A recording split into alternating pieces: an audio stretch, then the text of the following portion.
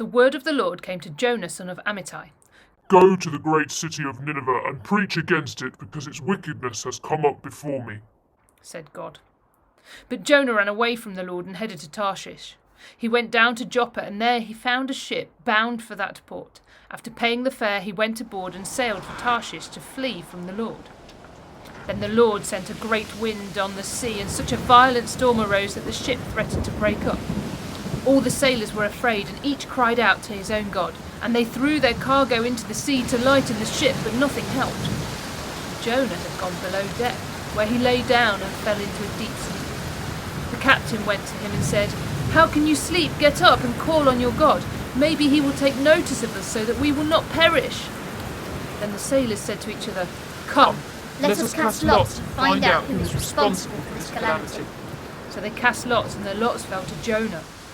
So they asked him, "Tell us who is responsible for making all this trouble for us. What kind of work do you do? Where do you come from? What is your country? From what people are you?" He answered, "I am a Hebrew, and I worship the Lord, the God of heaven, who made the sea and the dry land." This terrified them, and they asked, "What have you done?" They knew he was running away from the Lord, because he had already told them so. The sea was getting rougher and rougher and rougher, so they asked him, What should we do to make the sea calm down for us?" "Pick me up and throw me into the sea," he replied, "and it will become calm. I know that it's my fault that this great storm has come upon you."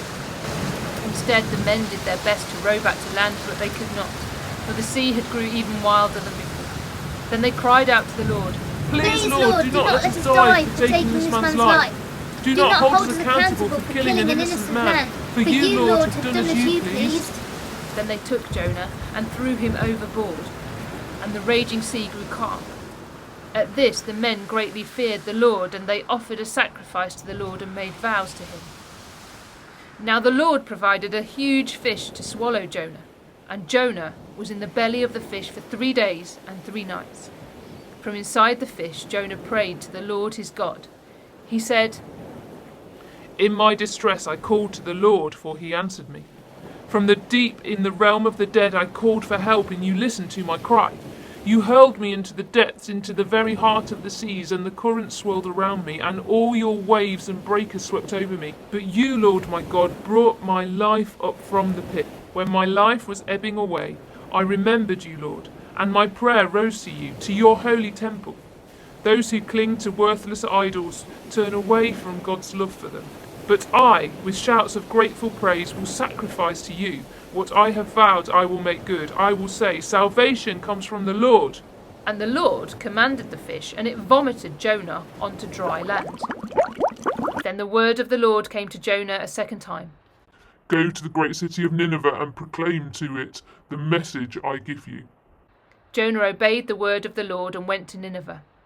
Now Nineveh was a very large city, and it took 3 days to go through it. Jonah went into the city, and Jonah began to proclaim all the words the Lord had given him.